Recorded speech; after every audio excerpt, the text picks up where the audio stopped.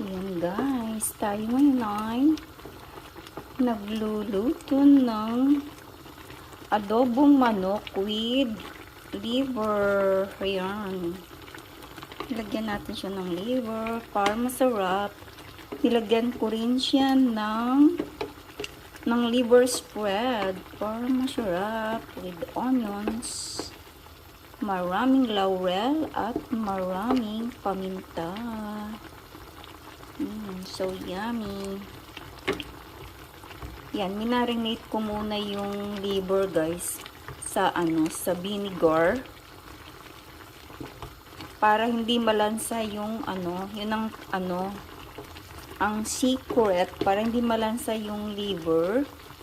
Yan, liver siya ng manok. I-marinate muna natin siya sa vinegar and black pepper.